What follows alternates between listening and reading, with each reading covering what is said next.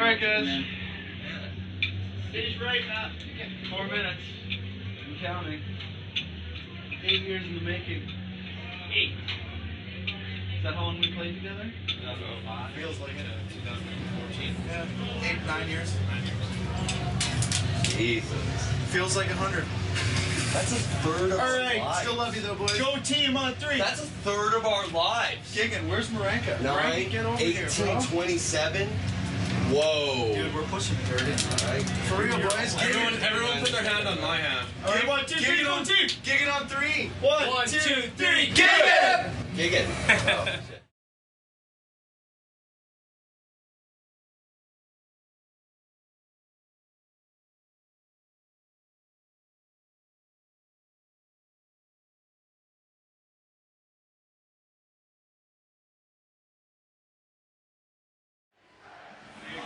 Here we go. Are they playing it? Not yet. Boys, let's go.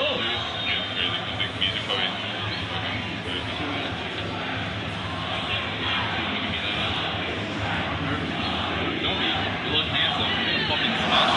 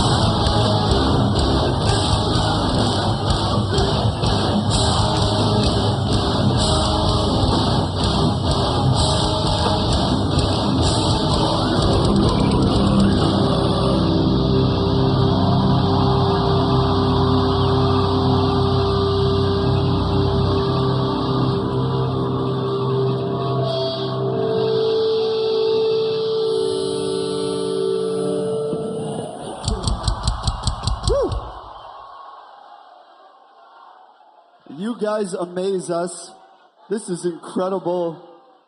It's unbelievable. We're just dudes from Saskatchewan. And this is what you bring us, and we love you.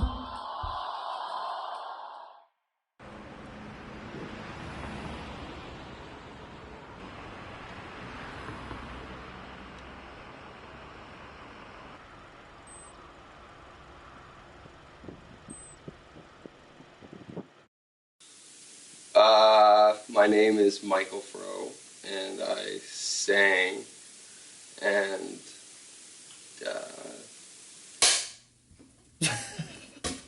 my name's Tony Davalos, and I play guitar. And let me do that again. My name's Tony Davalos, and I play lead guitar and sing in the Holly Springs. I'm just kidding. I'm not gonna say that.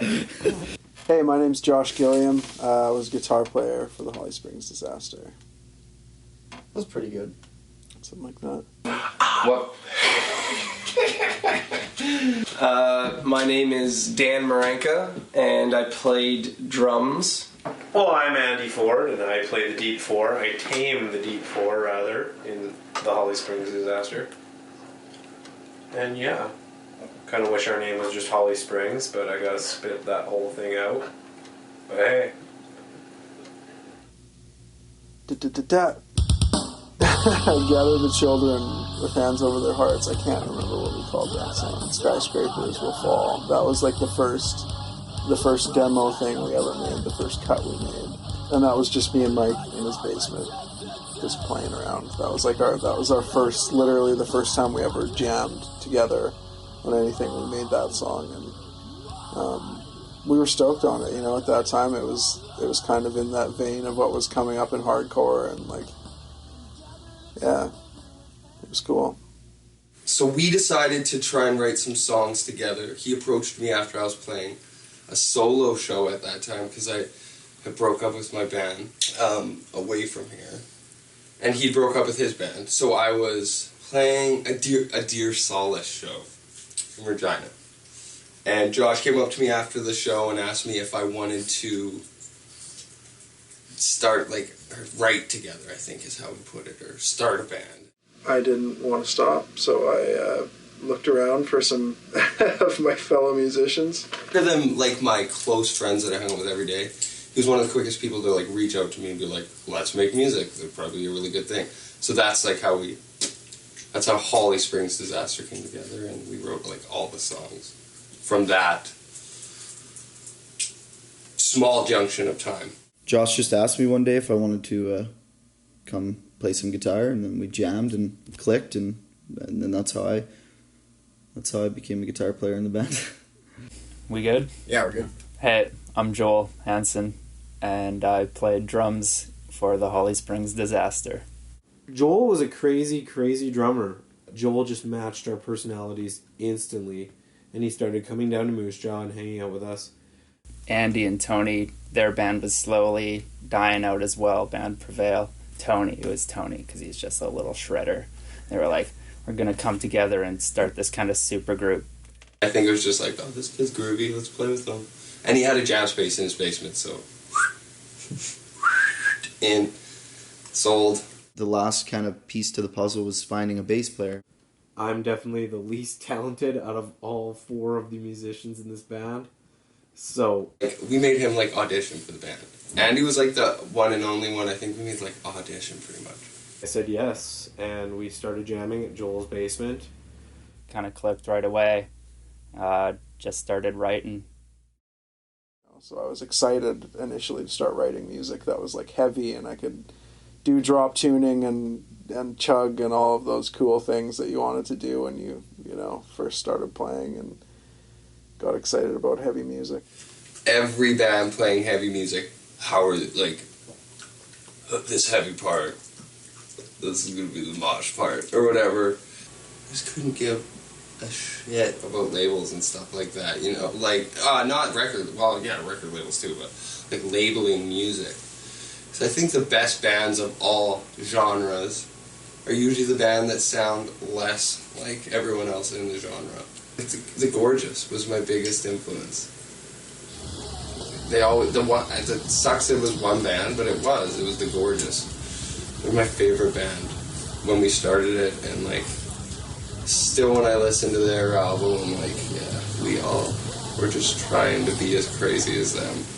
It was kind of a neat experience. I mean, I'd see some of the guys in other bands kind of doing their thing, and then once these guys formed, got their stuff going, I saw a lot of anticipation from people and a lot of excitement. And then we ended up writing Nice Night for Neck Injury in like 5 minutes, and pretty much before our first tour, we had Motion Sickness Love ready and all written. And that must have been in October. We played our first show in January. What made it easier was our goal was just essentially to go as hard as we could and not necessarily be that concerned about how well we were playing the music. So that took a little bit of the nerves away from situations, because you just go out there and start throwing stuff and people react to that energy and give it back, and then, you know, the rest is kind of history. So I think that's kind of what it was about at the beginning, was just being able to be crazy. You know, that was kind of like, I don't want to call it a gimmick, but that was a part of, I think, why we started generating buzz, is just because our live shows were a little bit off the wall, you know, and there was guaranteed something was going to happen at a show no matter where it was.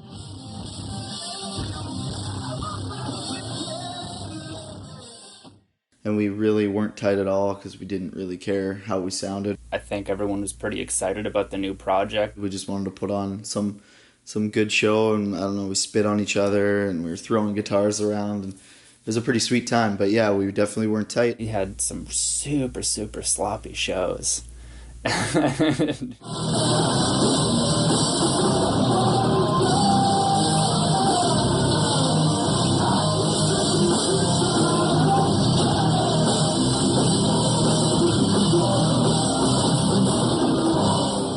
First few shows I remember being quite energetic and crazy. That's when the band kind of gained a name for themselves for being that crazy live band. When Prevail toured, we toured in a van. Everyone toured in a van. Away from here, toured in a bus, and we thought it was just the coolest thing ever. And then when this band started, Josh had the bus. That's all right. And we decided to just travel in that thing. Everybody partied in there, brought the girls in there, drank the drinks, smoked the drugs. So that was our home. That was our haven for a few years. I miss the Barse. Of course I miss the Barse, man. I think it's parked in Andy's backyard right now. He probably still goes and smokes weed out there in it, for sure. There's a lot of memories in that thing. A lot of writing. The old Barse.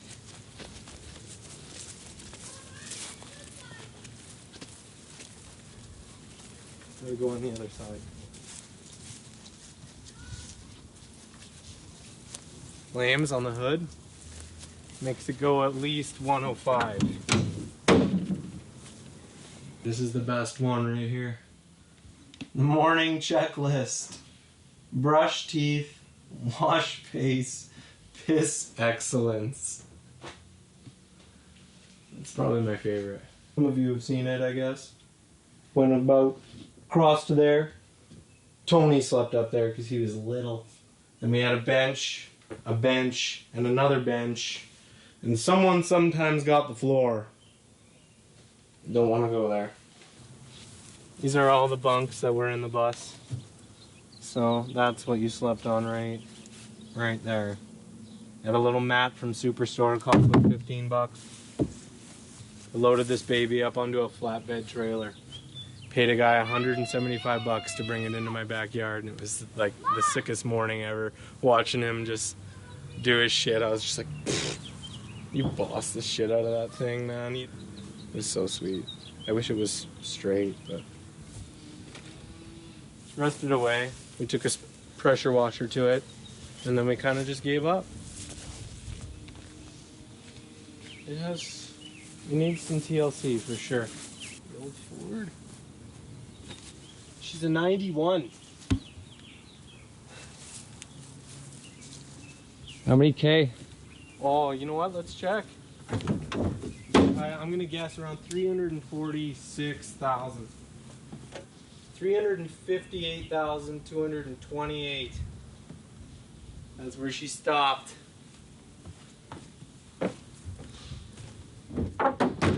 We just went on tour, and Andy helped book for the first bit because he had experience doing that in Prevail. So I think him and Mike may have done some stuff to make the tour happen, and then we just hit the road. That was it. We were playing weekend shows. We were playing tours. Anything and everything that we could get our hands on. After the first tour, it was literally we got home, we started jamming, and we started booking another tour, and we were gone in like another 2 months. So, and we were playing the exact same cities we did on the first tour, and just trying to keep like the momentum going. They really got the kids involved. Really, I guess, gave the kids a reason to want to come out and have fun, because it was like a big live party. I had fun. Like, almost the shittier we were, the more fun you had, kind of thing. It was a ruckus. You know, it was one of those, like, every day was the best day kind of tours. If we were caught in the middle of a snowstorm on a northern Ontario highway somewhere, none of us cared, because we all just had each other. Back to Sanity in the front row. That's a nice shot, Tone. Blizzarding.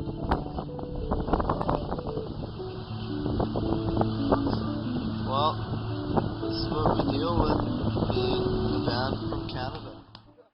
And so we all just became huge best friends on that first tour. We had 6 songs, and yeah, the rest is history. And then when we went to California, it was the first time this band had been in the studio. Before that, we just had electronic drums and stuff like that. And I think there was just a bit of that, like, that tension still there from the tour. I mean, I've never been comfortable in a studio. I get so nervous and shit. So I wasn't playing my best. I was pretty frustrated with myself. He had a really tough time with it. The producer had a really tough time with it. And we had this crystal clear album of what our band should sound like. We had to replace him to be able to play that efficiently. And they're like, I think it's time that you go. Definitely immediately after, I was a bit like, yeah, like, fuck those guys. You know, like, I'd pretty much cut all ties with all of them. It was like, it's one of those things where it's like, in my mind, I think it's like a mutual breakup. Like, it was them giving me the boot, and in my mind I probably knew it was like for the right reasons, and it was the right thing. But like in any breakup, even if it's for the right reasons, you're still like, yeah, it sucks to go through. So oh my goodness, first time I met the Holly Springs Disaster, I was in another band called Straight Reads the Line. I think we were in Yorkton, Saskatchewan, and Springs were in front of us, we were behind them. Our driver, who was doing merch at the time, just like helping out, he was allergic to bees, and one flew in, and he was, you know, kind of like panicking a bit. But we were like, "Don't worry, man. Like we'll take care of it." But it was kind of chaos. We were on like one side of the road, and then we were on the other, and then next thing you know, I knew we were going down. I grabbed onto my chair and we did a flip. And it was terrifying. And we were driving the bus, and Joel was driving, and all of a sudden the bus started to shake. Joel gets out in his bare feet, and he starts running the other way behind us. None of us had any idea what was going on. We get out of the bus, and Straight Reads the Line's van is rolled over, and their trailer's opened like a can of worms in the ditch. All their stuff's everywhere. We just couldn't believe our eyes. I got on the phone right away and dialed 911. From that moment on, like, we like bonded like even more.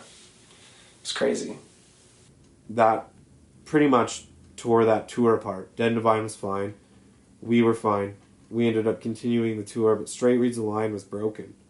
They ended up going back to Yorkton, where they all flew home. But Dan just couldn't do that. They were one of my favorite bands. So I knew all the songs and everything, and I was like, if anything happens, if you know, you need a bass player or a fill-in guitarist or a fill-in drummer, like, I'll be there. Just give me a call. And he wanted to be on the road. That's what he wanted. So we brought him with us. And we gained a friendship with him. They were like, hey, can you maybe come and do like a tour with us? And I was like, well, I just left my band. Like, why don't I just join the band? And they're like, oh, okay, well, let's do the tour and then we'll like take it from there. And I was like, okay, sure. But I knew immediately I was going to be in the band. A few names came across the board. Maybe 3. And we only sent the album to one person, and we only ended up reaching out to one person, which was Dan.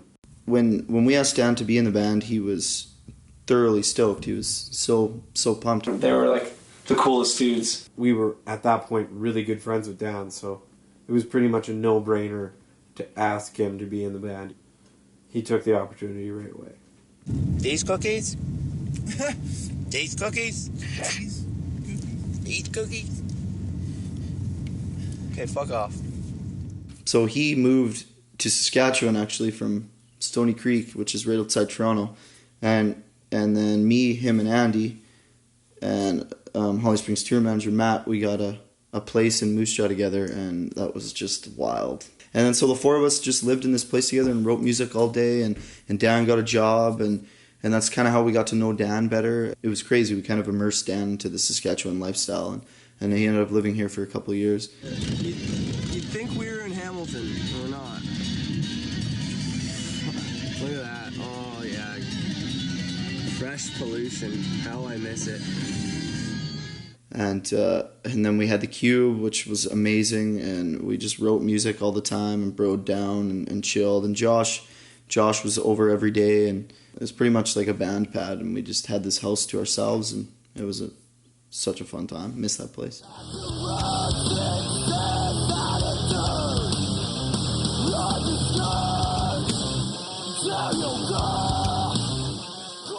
The Burlington show got canceled because it was like Super Bowl Sunday, and the bar owner was like, "Get out of here! No, you're not having a show." We got Will from Dead and Divine to let us play in his basement because a show had been canceled. So he let us play in his basement, and we showcased for a label.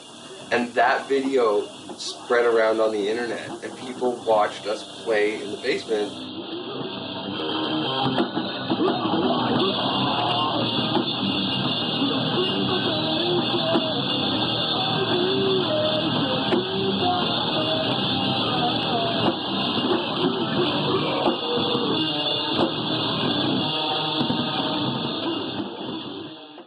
But we got dragged through a lot of mud before we were actually able to like see a little bit of light at the end of that tunnel, you know. We played our very first show in Toronto on our very first Ontario tour. There was 5 people at our show. So we walked around the streets asking people to come to our show. Because we were pretty much playing a hole in the wall. And I think we played most shows on that tour in front of like between 5 and 25 people a night. Until we were touring constantly for a year, or when we finally got on Underground Ops and released our album, that's when things kind of started to take off a bit. They had noticed us on MySpace or something, because that was like the way to get music then. And so they had noticed us on there, they contacted us, and then once we got on with Underground Ops, we started like being a little more professional, and tours were a little more structured, and like you had to do this and had to do that. And then that's when like people really started to come out, and we started to have a following, and we were this opening act, but we just wanted to fucking kill it, and as we were the closing act. The Holly Springs Disaster are an awesome band, and they've turned out to be quite good friends of ours because they have a passion for drugs and drinking that equates our own. We finally got on the All That Remains tour, and that kind of broke us into a whole new realm of how to play music, being professional, taking our craft seriously. And then once we started doing that, things just really started to take off. Holy shit, like this is what we wanted. We worked our asses off for it. We've been touring for a year straight. And we were headlining the Distort Music Showcase, which was odd because we were the only band not on Distort Music. We kind of went into this band with the mentality that we wanted to really reach people and get people going. And then when we hit the stage that night, there was about 550, maybe 600 kids in the room at the Reverb. And it was just electric. I couldn't believe the kind of show that we were playing at that point. It had doubled in size. And then we played the Mod Club with Fancy Bats on a co-headlining tour. And there was about 650 kids there, and we just could not believe what was happening. So it just kind of kept snowballing. We kept touring there over and over. And it just became the second home. And I knew that Mike was such a force, like being a front man, and so he was just so good at drawing kids in and relating with kids and getting them to feel emotion and all of that. Ontario just has I don't know, it's just like it's where it's all like happening, you know? It just basically everything around Toronto, it just if a band is blowing up or if you know something's trending, it'll just like carry out around the suburbs, and then it just like a lot of our partying happened in Ontario.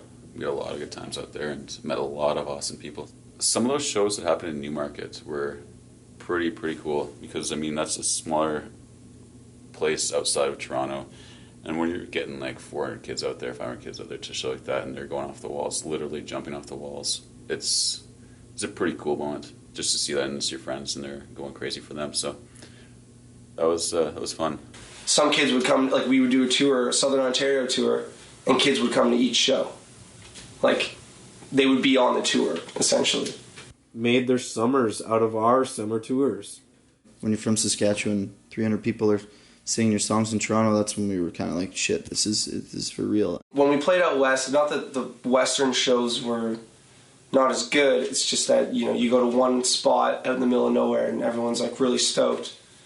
And then you gotta drive 7 hours somewhere else. The Springs were an anomaly in so many ways. Like for first they're in Moose Jaw, like either you're like in Toronto or you're out here, and they did better pretty much than everyone. So because Canada is such a big place, and all the drive, you know, if you want to do a Canadian tour, your drives are looking in between 8 and 12 hours a day, and a lot of bands, you know, don't really take that leap to do it. So I mean, if you're a good band and you're actually touring in Canada, it takes a lot. Everyone just fucking loved that band. And the way that they were on stage was completely different from the way they were off stage, but when they were on stage it was crazy what they were doing on stage, like, and the energy that the crowd was giving back to them. Like, that's something in a band that when you start a band you never imagine something like that happening, where the kids all know the words of the songs and it drives them nuts and all they want to do is just break themselves to be a part of it.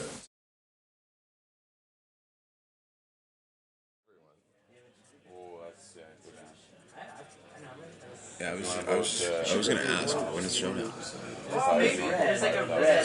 That's what it is, baby. Babe.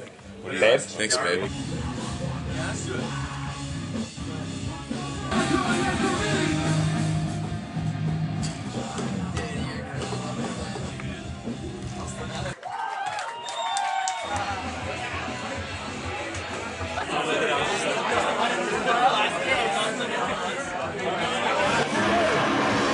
Submerged, man. I can't hear you. We got drunkards backstage. I don't know what the fuck is going on, you know? Like, I'm just here to have a good time, man. Look right at me, he's real hot. I was like, I immediately was like, what are you on, bro? My name's Mike. I like skidooing and I hunt. Thanks for sharing. All right. Hi. What's your name? Daniel Christopher Maranka Cheese. And? I'm a little upset. I hate all of these guys. No, I'm just kidding. I love them. It's amazing. It's the best. I couldn't ask for a better time. fucking camera out of here. Get you out of here. Hey, get one of him chilling. 11:04. Alright. You still need this delay pedal? Oh, my tape is already coming off. It's not gonna Let's do this. We're old. We gotta go to sleep. It was good. Sleep is for the weak.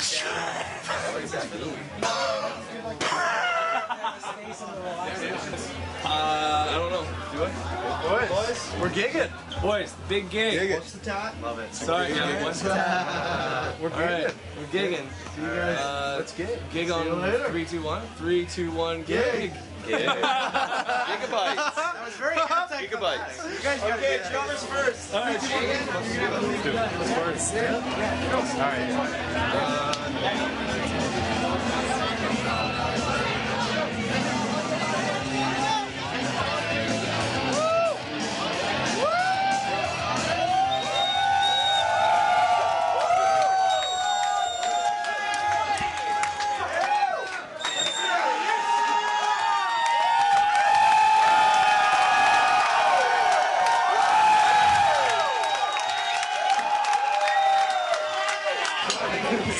Nothing on there, yeah.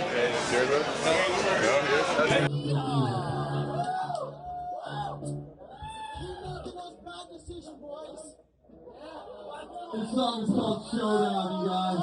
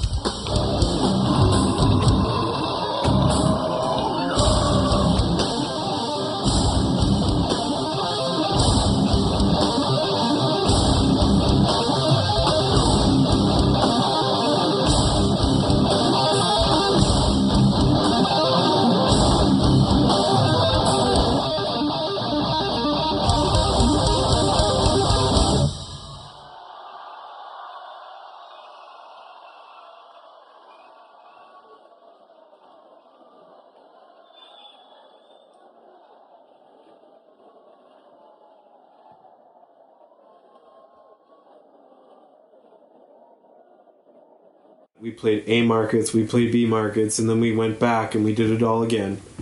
And then it got kind of stale, and it was time to start writing music. Once we released the album, and it was tour after tour after tour, and even before that it was tour after tour, it was a building process, it was a pyramid, and all we did was go up. And then when we started to record that new album, we were at a standstill. 5 guys with different ideas in one room. Sometimes things can work out, sometimes things don't. So I think it was kind of just a bit of an eye-opener at that point for those guys to realize that maybe some guys had ideas that others didn't. And I think that's why we broke up. Like, none of us agreed. Josh, me, and Dan, and Andy, we were going for more of a metal style because we wanted to make a career out of music, and hardcore kind of plateaus. Metal music is... We started getting into bands like Lamb of God, and we were really into Pantera, so we were like, we got to go a little more metal and maybe a little more mainstream if we want this to be bigger than it already is. I remember metal being very influential to certain people, and I never listened to metal. You know, we were growing up, our influences changed, you know. We didn't really know what we wanted, but we were just trying new things. It wasn't like when we were writing for Motion Sickness, it was very organic, and we were all in one jam spot. We all had these ideas flying off. We were angsty, and that's when it started dissolving before us, and Mike surfaced a bunch of problems about our writing process, which was totally true. We shouldn't have been writing the way we were. We were all writing like individual riffs, going into Dan's room, recording them, then sending them to Mike. He was putting vocals on, and nothing ever really... We couldn't like find a groove of like what style we were going for. That was the hardest part, was just 5 people wanting to sound different. We weren't like most bands. Usually there's one person writing.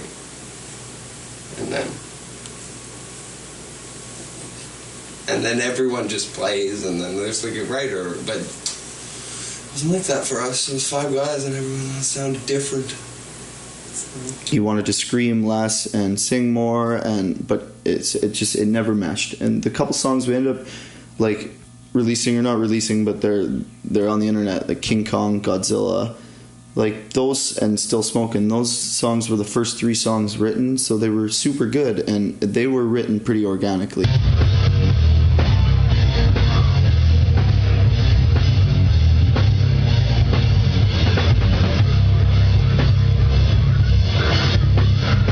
And then after that, it was just a shit show. Josh was recording on his own a guitar riff, and then he'd be like, play this over this, and I'd come in with my guitar, and Dan would... See, I didn't know what the future held. It was at a point where it was just like, hold on, let's just do this, and then, you know, try and put it out. Maybe things will get better. Who knows? Basically, we were just listening to demos. We weren't jamming. We weren't a band. We were just trying to write good music is what we were trying to do. The expectation changes. People are expecting something amazing, right? So, and then you have financial pressures. Who's getting paid what? What's this? Like, it's just... And your kids, you don't understand. I mean, when you're in your early 20s, you don't even know how to save a dime. So, like, we didn't know. We had all this money coming in, and we were just like, holy shit, we're big. This is crazy. And then it just kind of became too much, and then the band just wasn't fun anymore. And it just didn't feel as close anymore. Like, once we got in the van, it felt very scheduled, and we could never stop on the side of the road to, you know, check out this, check out that. It was always just, we gotta go, we gotta play these shows, and that was that. And it kind of ruined touring in a sense. We just all weren't the same cohesive unit that we used to be. I think it was always personalities. You know, whether it was our personalities within the band or the people at the label and their personalities. As the band became more of a business, it became a lot more difficult, which is weird because you're starting to make money and do all these great things, but it just seems to make it harder.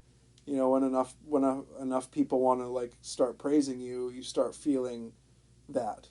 You start feeling like it's okay to feel like, oh, they should be. They should really like me because I'm awesome, you know? Like, and as soon as that happens, like, it's always dangerous. The internet's one thing, being on the road is another thing. And that kind of took a toll on us because we did take our sweet time trying to write those songs. Because we were trying to live up to an album that everyone loved. Yeah, there's always like a honeymoon stage in a band. It's so amazing for the first year, and you just can't get enough of one another, the music you're writing, and then there's always like the other stage after like all of the it wears off and the honeymoon wears off. There's the stage of fuck, man. Now like we don't even like each other. Here we are, and like what are we doing? I think once you break that line of how you can speak to each other, as you know, brothers or humans or whatever it is, once you cross that line, it kind of opens the door for anything, you know. And I think once that door was open for us, it just became more destructive, because whenever there were issues, it wasn't something that was like, you know, talked about. It was just, it would come out when we're partying, or it would come out, you know, after a show when you're exhausted, or in the middle of a set and something goes wrong, you know, and it's just like really unhealthy. The distance grew, and other things grew at home. And then when we went out on the road after that, it was annoying to be on the road. There was always tension in the van, and Mike was clearly not happy, and we weren't doing anything to make it better. So he was constantly voicing his opinions and voicing his unhappiness, and then the tension just kept growing and growing, and then we all felt like we had to walk on eggshells around him, because like he just was not in the right frame of mind, as we all were. The band broke up on my birthday. It was a pretty shitty way to turn 22.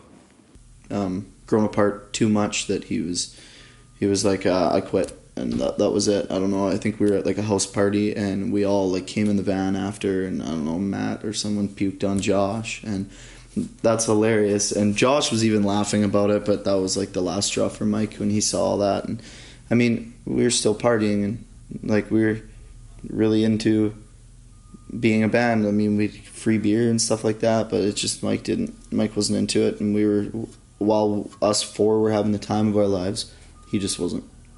It's got to be all positive and fun, or there's no point. If you're not having fun doing music, you shouldn't be playing. You shouldn't be doing that. If you're not having fun, then do something else, because it's like a job. Like, get a different one if it doesn't make you happy.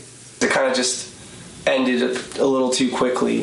I think everything happened for us in a state where, you know, everybody always says people get into things and they're not ready for it. It's like, it's kind of cliche. But we didn't care enough. And that's kind of like the cut and dry. You know, we loved playing shows, we loved meeting people, we loved the music, we loved doing that. But we didn't care about managers or like being successful. Like that wasn't really like something that we were really striving for.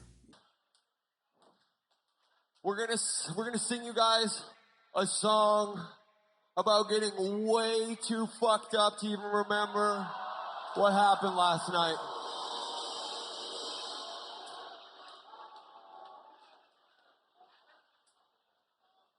This song's called I Dare David Bowie to Drive Drunk.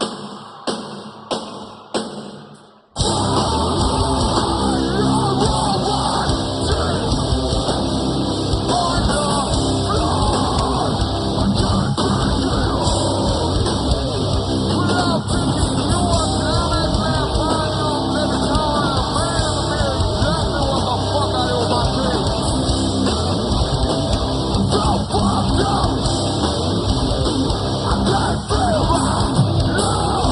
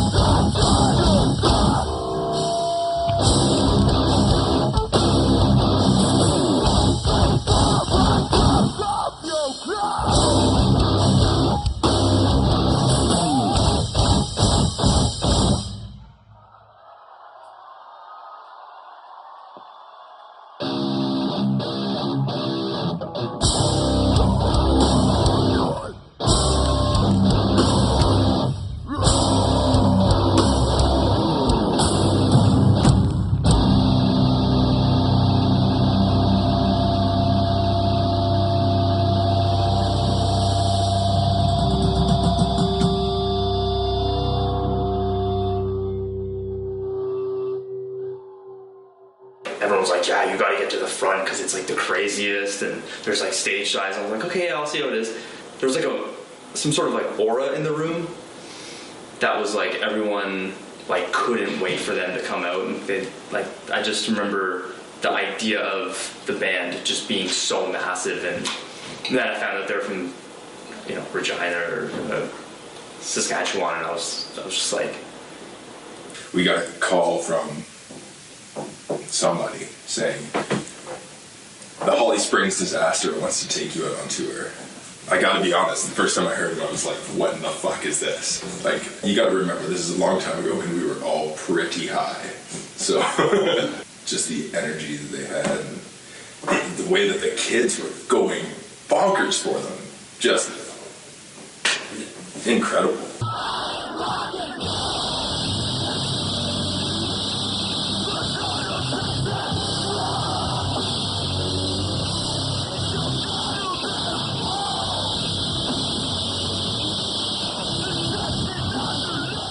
You know, obviously, like, Springs are like a big weed smoking band, and like, it was always the craziest thing. Like, I'm so gonna join with the Holly Springs Disaster. Like, it was the coolest thing. They had songs about fucking partying and rock and roll, puking and getting too fucked up, and man, I fucking saw them do it every night. It was haywire, like absolutely haywire. I think the thing about Springs is that there is a humbleness to it, and a very transparency thing that's happening. It's like, this is what we are, and like, you know, this is the music that we're making, and like, we're not band dudes at all, and like trying to look cool. And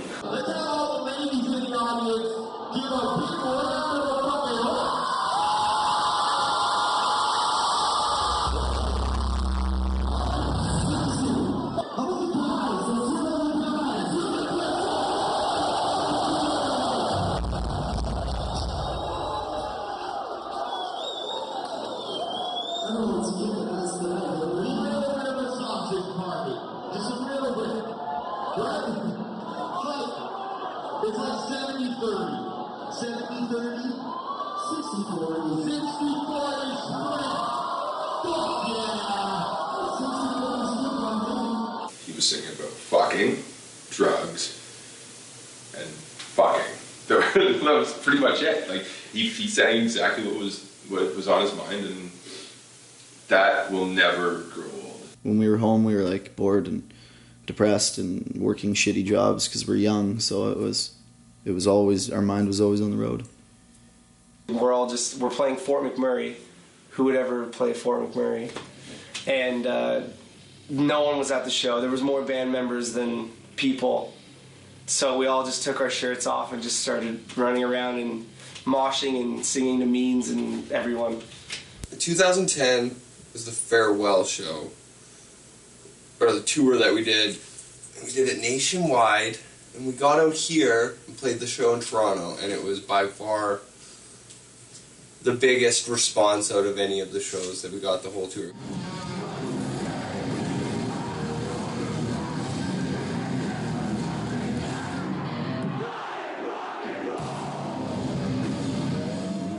Even though it's ending a little early than we had wanted, the Opera House was just seeing it, and the crowd and the sellout show, everyone coming to support the fact that, yeah, we're breaking up, but like, we still love you kind of thing. And Toronto was always our second home, so it was just really sick, but also very sad.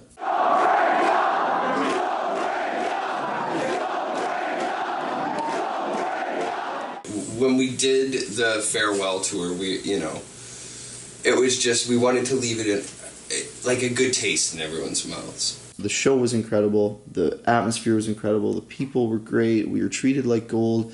The experience couldn't have been better. But at the end of the day, we were breaking up as a band, and it was tough to say goodbye. And so after we all hugged after on stage, and we were all crying, and emotions were really high, it was definitely a bummer, that's for sure. I think we as a band played music that was honest. And I think when we went to shows and we met people and we hung out with them, didn't charge people for autographs, like we'd finish a show and just go hang out with people like you would in Saskatchewan at any show kind of thing, right? Everybody's friends. And we were When we started the band, we were 19, 18, 19, just finished high school. We were all in. We didn't care about money. We didn't care about eating shitty. We didn't care about sleeping in a bus 7 days a week. We didn't care about nothing. And then we all just kind of went off and did our own thing. We all individually kind of took a different path. Dan lived in Ontario and moved to Saskatchewan to be a part of the band. And now we weren't a band.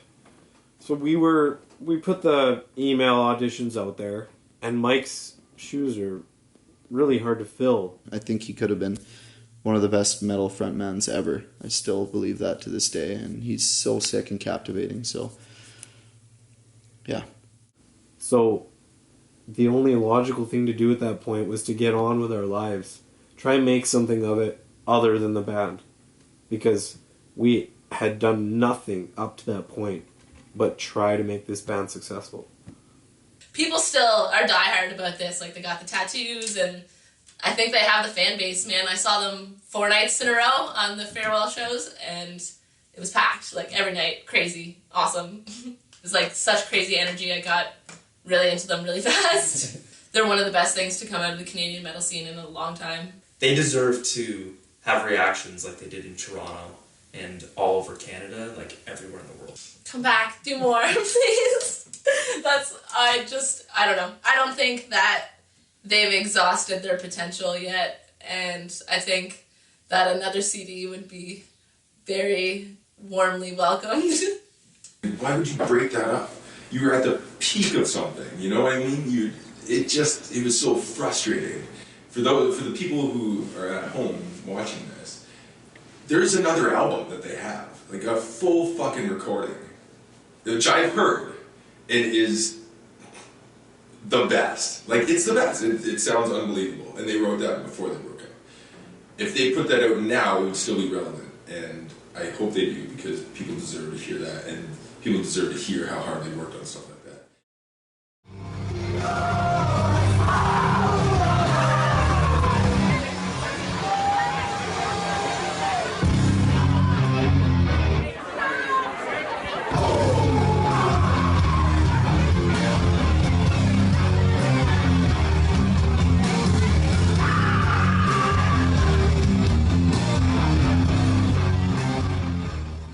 Everyone kept hitting me up and said, "Hey, I heard this rumor, or blah, blah, blah, you guys are playing." And I was like, "What are you talking about?" And then I called everyone. I was like, what's going on? Like, who is doing this? And all the guys were like, "I have no idea what you're talking about." And I was like, "Oh, crazy. Well, why don't we do it?" The amount that we hear about this band still in the city, it just seemed like inevitable that we needed to do something. Dan kind of was the one that pushed it all in motion, because Dan was always fucking stoked on the band about he just never wanted to quit. Like, Dan would drop everything and be in the band now if he could. And that's why we love him too, because he's always so gung-ho. But he was adamant. He's like, "Guys, we need to play these reunion shows," and we were all for it, because it had been 3.5 years, and we had changed as people. We'd all grown up, and we were adults now, and we had been through shit and saw shit, so we knew that we could do it again as friends. We booked, to begin with, one night at the Danforth Music Hall, which is like my favorite venue in the city, before playing a show there. Just going to be a spectator there, it's the best. So the 19th was offered to us, and that sold out in like a work day. They announced they were going to do the 20th as well, 19th and 20th, 2 nights in a row. Well, we'd never flown out. We'd never not brought our own gear. It was new. We hadn't seen Mike, we hadn't seen Josh, we hadn't seen Dan. But people were paying $40 a ticket, so like we were like, we have to give these people a good show, because we're only playing 10 songs. So the guys flew down, we jammed for a bit, and just tightened up. Over a week we spent together before the shows, getting ready, jamming, doing the old kind of routine, and we all had talked separately about what our plans were for the future, and we talked as a group a bit about it, and we were all pretty much on the same page. Day one of the downfall. Yeah, they're running power soon. How's it feel, boy?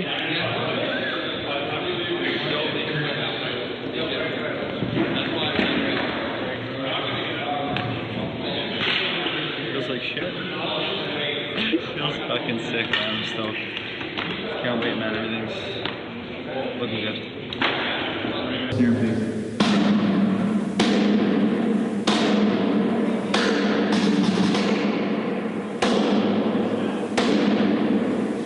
For just that hour that you're on stage, everything else that goes into getting onto that stage for that hour, is that worth it? You know, I think at that point we all felt that it was. You know, I think we all were ready to experience that again, and you know, put some stuff aside and just exist together on stage again, just to get that feeling.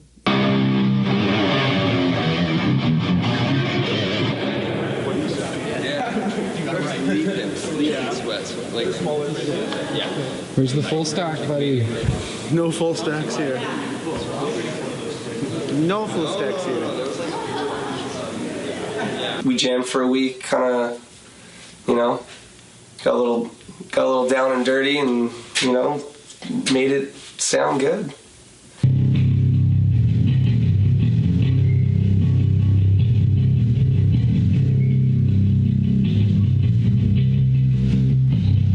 Hello! Check, check, check. There we go. Coming in at 80 years. Check, check. 1, 2. Hey! That's cool. Cool. If you could maybe start with something that's maybe not so busy, or something that's slower or has more space, rather than something that's super intricate. Alright, good? Yeah. None of them are very intricate. These yeah.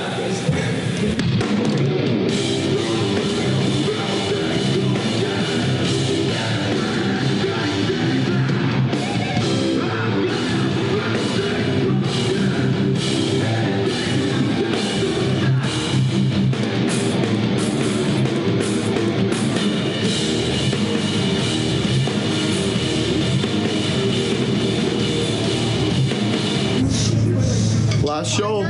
Yeah. Time to party. Last show, you can't see that. Out there. Might be the last show, but who knows? Oh. Better? Yes, much better.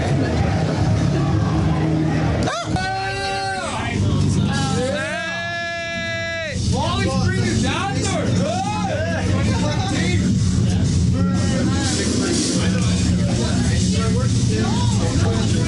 Yeah. She's shiny, ready to go. For necking up on, like, put your thumb right there. Yeah, I know. For digging in. No, but for digging into those deep ones up top. This is gonna be on the side. Yeah. Gave one away. One kid wearing. Fuck you with that camera, bitch. Here, warm up for me.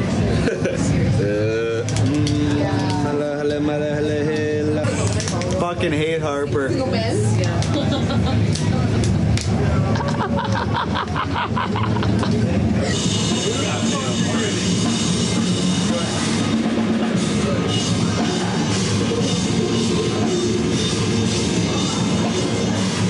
want me to do, man? I got the situation under control already. It's all good? Yeah, it's all good. All right. Absolutely.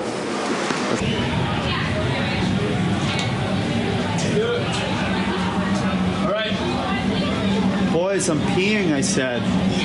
It's more important than your guys' shit. Alright, team, get in here, bro. Let's go.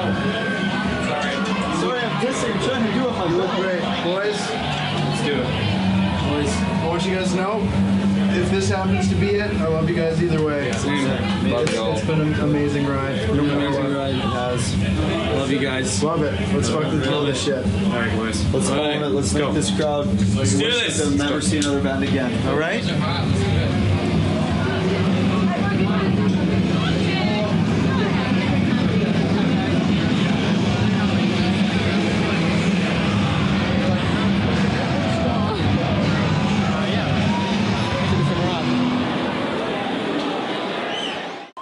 Are you guys ready to do one last song here or what?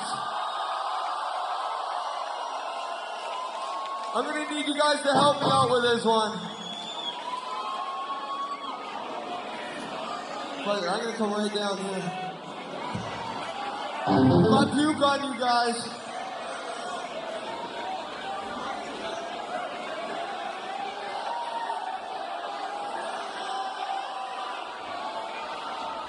so let me into your body.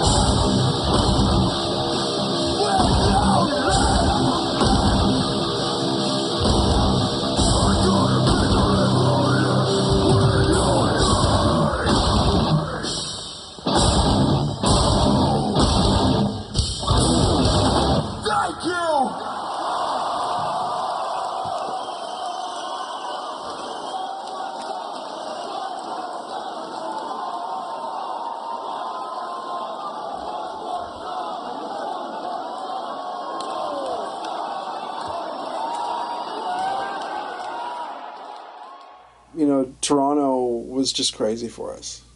You know, every time we went out there, regardless if it was London or Hamilton or any of the surrounding cities, Newmarket, like, we would always do really well. So I would have to say Toronto was probably the best city to play for us, no doubt. Just hearing the crowd before we're about to go on, I had to keep my head down, just like, okay, you know, held on to my drumsticks as hard as I could and just don't mess up. The people were like vibrating, just like, come on, let's do this. I think it was really high energy and awesome, and everybody was really happy until the minute it was over, and then it was just like, oh no, like, I might not get to feel that again. It was just the performance that night on stage was, I don't know.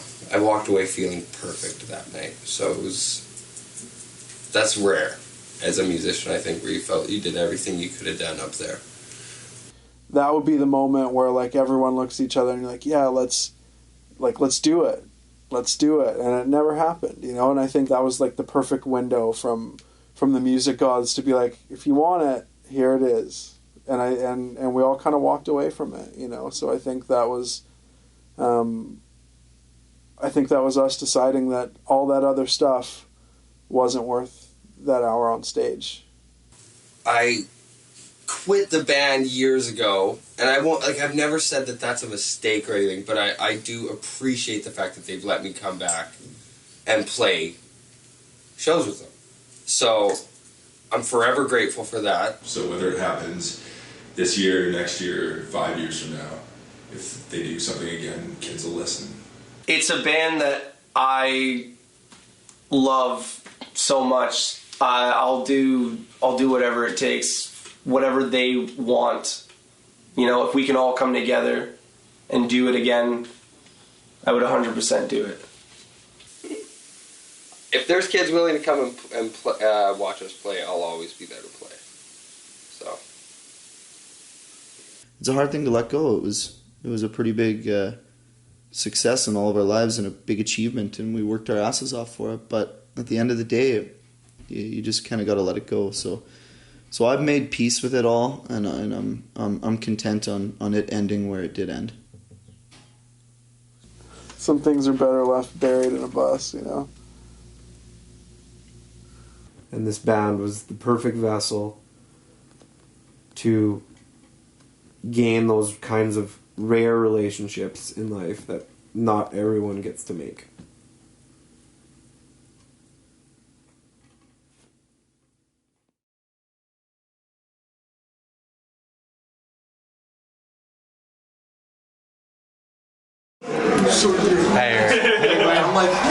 Good.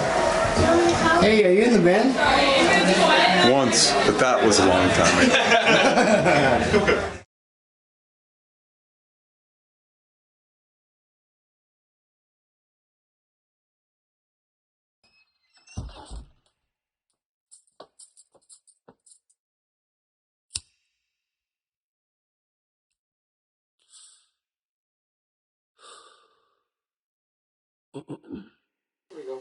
Let me introduce myself. I'm a mess. That's the right thing said by the dirt. Yeah, this hurts. Take it down. One more time, do you want? I am rock and roll. That's not a sex life.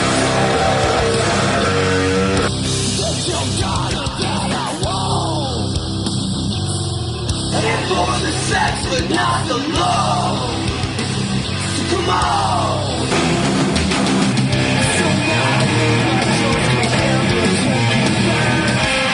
So I packed up all my things, I'm moving to the radio. So that someday I can just sleep in my own bed. The sound of your smoke is landing around my head again. Now I'm climbing this mountain to